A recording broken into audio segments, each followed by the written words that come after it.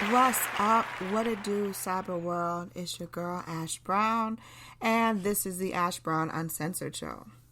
On this show, I talk about everything and anything and any little thing that may be just crossing my mind, going through my mind.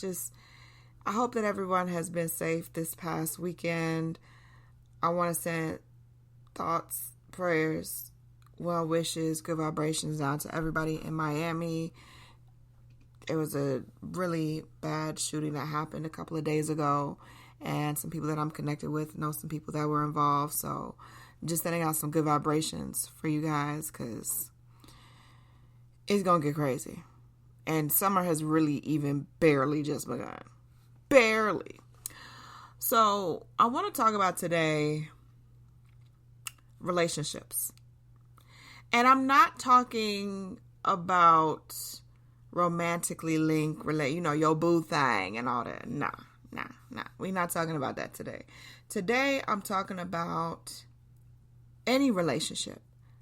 Anyone that you're connected to, coworker, friend, best friend, neighbor, whoever the case is.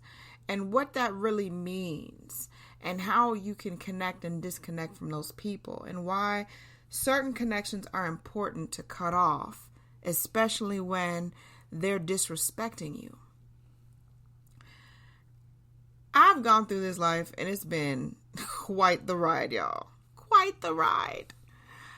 I have come across a lot of people that have claimed to be my friend and, we ride for you, Ash, and everything is good, and Ash, you're just so wonderful, and blah, blah, blah. But then we'll turn around and talk your business to the next person just because they want something to talk about. That's not my idea of a friend. I can't consider you a friend if you continuously...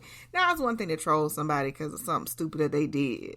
You rag on your friends and be like, you did X, Y, and Z thing. Or that's one thing. But it's another thing to consistently disrespect someone. What I mean consistently? Meaning you bring up a new idea for something that you want to do and you share it with someone that you trust and someone that you feel as though is a friend. And they turn around and tell you every reason under the sun why that idea is not going to work, why it's not a good idea, why you should consider something else.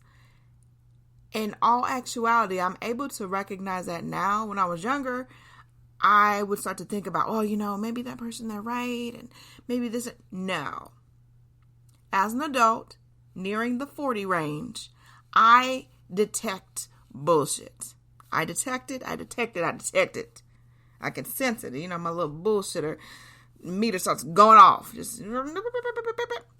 just starts going off. Because what it comes down to is that person is insecure about what you're doing.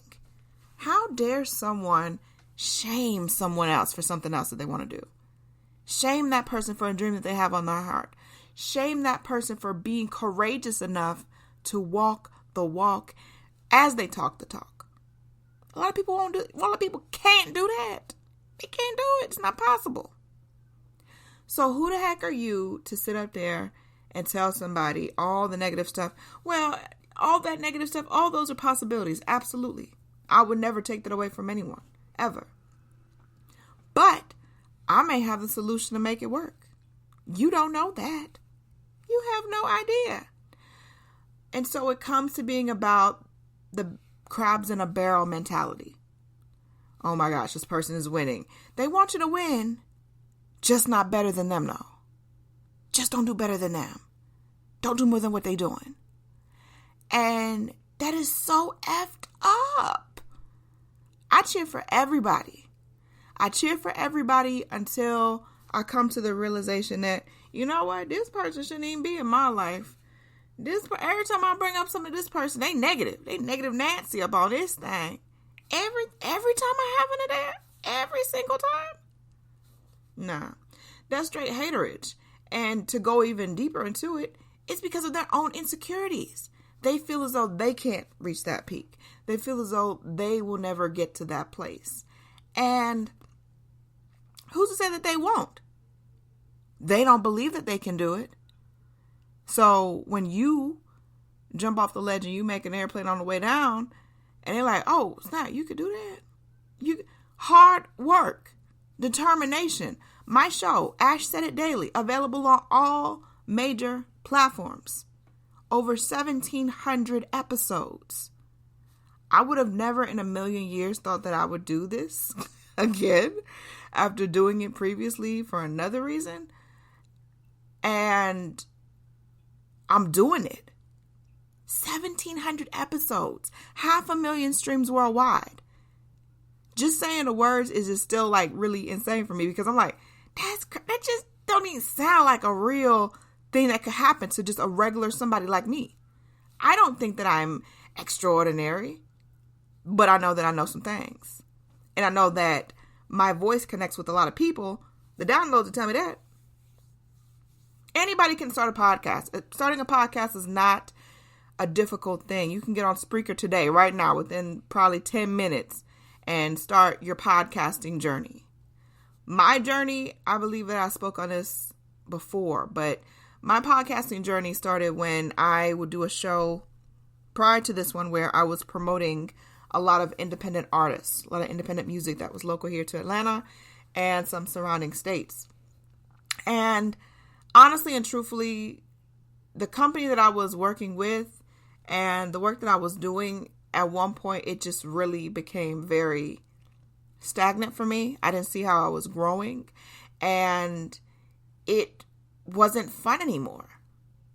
You should never be doing something that just to do it, just to get a buck, just to get and it was no longer fun for me anymore. So I was like, you know what? Let me just X this out. Done with that. So we fast forward to 2014.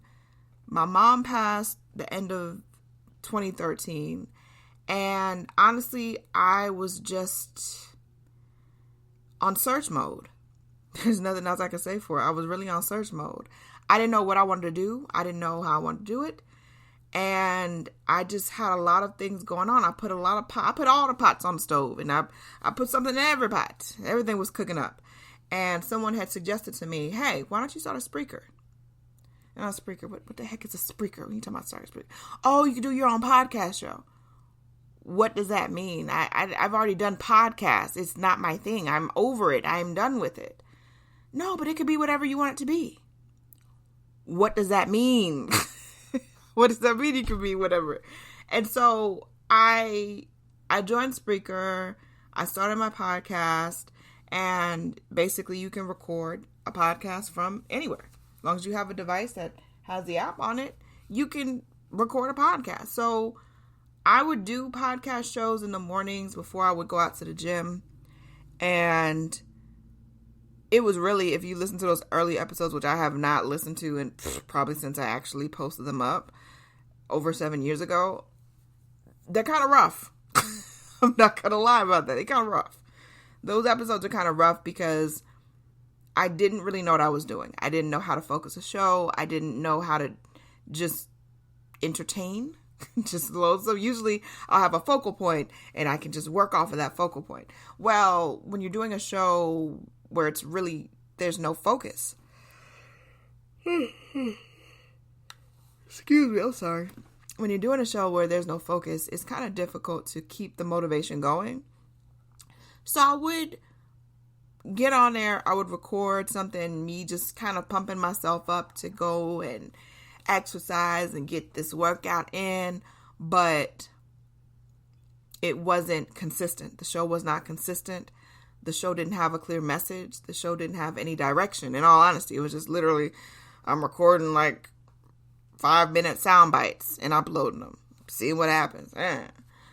Got a couple downloads. Thought it was cute. I was like, oh, that's cute. People are humorous. They're humoring me. They're downloading this crazy show that not really talking about anything. A little motivation, a little just getting myself pumped up, but really didn't have a focus. And maybe like a few months after I started doing it, I got an email from them saying, hey, we're putting some shows on iHeartRadio. Do you want your show to be on the iHeartRadio stream?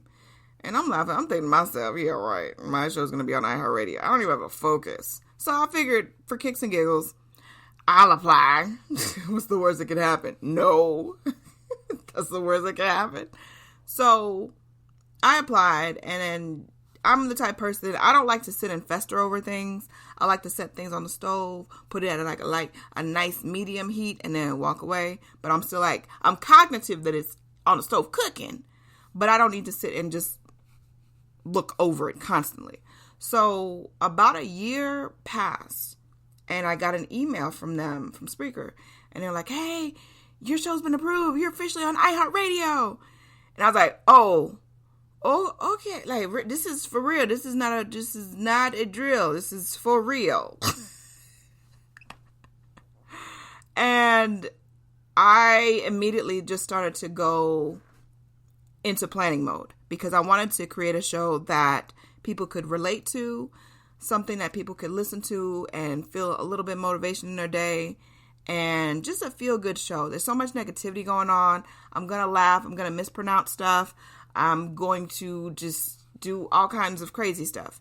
And you never know what's going to happen. Ash is on she's on the move. She's on the show. What's up? So it was absolutely insane at first. I really didn't know what I was doing. So I reached out to a couple of local companies and brands that I knew in the Metro Atlanta area and started interviewing them and talking about their story. And more, the downloads would grow. The reach was reaching just catastrophic numbers. I was like, this is insane. Like, I hadn't even planned this. And fast forward, here I am today, like 1,700 shows. That's crazy. I don't count the shows either.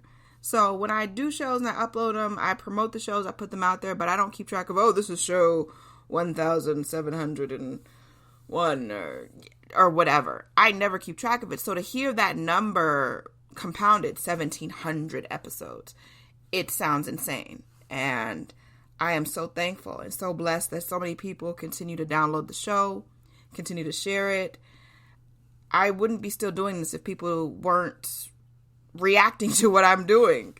If people weren't reacting, I would stop easily. That would have been a done deal. But people are going to be people. And it's going to take you using the spirit of discernment to know who deserves to be in your life, who deserves to be around you, and who is a good person for you to be around. It's even the reverse of that. It's who's good to be around and who's good to be around you. And I have no problem dropping people. It's like the joke in my family. I'm like, oh yeah, Ashley ain't really got too much friends. She call you a friend and you really, it's a fine line. I don't just accept people for everything that they do.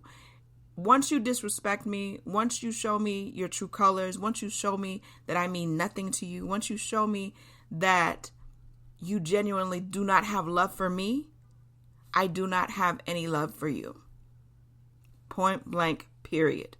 Stick a fork in it. There's only so much a person can take. I'm human. I'm not a robot. I'm an actual human being. I'm living, breathing. You cut me, I bleed. I am a living person. And I have feelings as well. So when someone deliberately hurts you, when someone deliberately shows you they do not care about you, I'm done. I wash my hands and I step away. See, that's going to hurt them a lot more than if you stand up there and you cuss them out and you call them every name in the book. Oh, root-de-roo and roddy-rot. This is going to affect them way worse. Because they're going to sit and they're going to go through every dialogue you've ever had. They're going to sit and they're going to go through all of your Instagram posts and try to decipher messages that aren't there. It's not all about you. I promise. But there are people that are going to do that. And to each his own. To each his own. I'm not here to convict anyone. I'm not here to judge anyone. But I'm not going to tolerate the bullshit. Understand that, foremost and foremost. Understand that. Digest it. Take it. Eat it. Have it for snack. I'm not here for the shits anymore. I'm really not. I'm almost 40. When I reach that pinnacle, it's just, I've gained so much knowledge in the past decade. And a lot of that has been from my mama. Even as she's been gone, I've still taken a liking to a lot of the teachings that she left for me. A lot of things that now absolutely make sense. Now definitely, it makes a difference. So, in closing, value the people around you. Value the people that bring value to your life. They make your life better. They enrich your existence. Love on those people. Appreciate those people. Never disrespect those people. Love on those people. Reciprocate that love to those people. Because once they're gone, they're gone. Once a person understands and knows their value, they're not going to accept anything less. I promise you they won't. I put that on everything. I put it on everything. When you know your value, you ain't going to put up with no foolishness from nobody. I don't care if it's man, woman, child, thing, animal. You ain't going to put up with none from nobody. So continue being great people. I appreciate y'all. I love y'all. Keep pushing forward, all that good stuff. And I'm going to holler at y'all. We got some really awesome shows coming in the next couple of weeks. And of course, I know that you're already subscribed to Ash Said It Daily, okay? We on every platform, baby.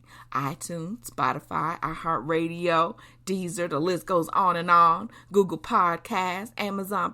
We are everywhere. So, jump on the team before it's too late, baby, because this train is getting up out of the station, boo. I holla.